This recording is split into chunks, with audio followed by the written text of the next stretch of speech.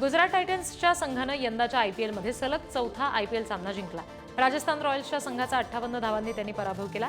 राजस्थाननं नाणेफेक जिंकून अहमदाबादच्या नरेंद्र मोदी स्टेडियमवर प्रथम गोलंदाजीचा निर्णय घेतला। गुजरातने 6 गाड्यांच्या मोबदल्यामध्ये राजस्थानसमोर 217 धावांचं आव्हान ठेवलं आणि धावसंख्येचा पाठलाग करताना राजस्थानचा संघ 159 धावांवर बाद झाला।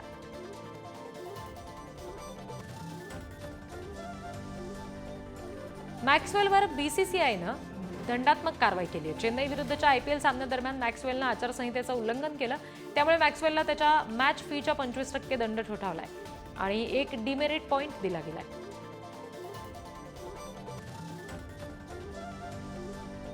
गुजरात टायटन्सच्या साई सुदर्शननं आयपीएलमध्ये इतिहास रचला। आयपीएल मैदानावर सलग 5 वेळा 50 पेक्षा जास्त धावा करणारा साई पहिला भारतीय फलंदाज ठरला।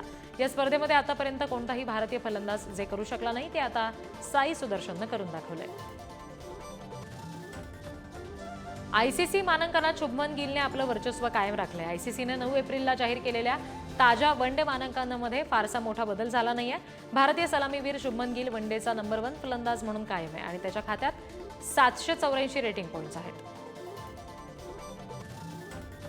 भारताचा धुरंधर क्रिकेटपटू विराट कोहलीची नुकतीच एक मुलाखत झाली। मुलाखतीत बोलत असताना अहंकार बाजूला ठेवून सामन्याच्या परिस्थितीनुसार खेळणं हे माझ्या फलंदाजीचं मुख्य धोरण आहे असं म्हणत कोहलीनं त्याच्यावर टीका करणाऱ्यांना प्रत्युत्तर दिलं।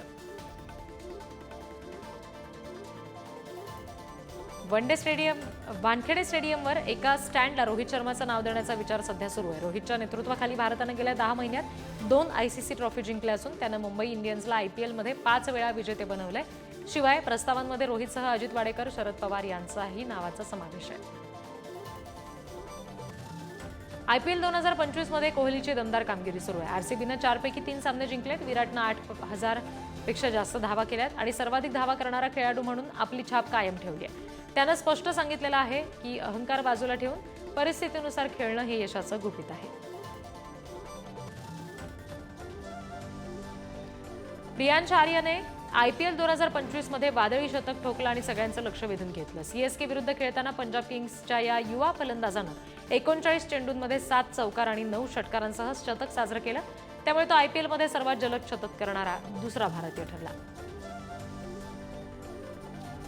आयसीसीनं जाहीर केलेल्या वनडे रँकिंगमध्ये शुभमन गिल 784 गुणांसह अव्वल स्थानी कायम आहे। बाबर आझम दुसरा, रोहित शर्मा तिसरा तर विराट कोहली 5व्या स्थानावर आहे। श्रेयस अय्यर 8व्या स्थानावर आहे।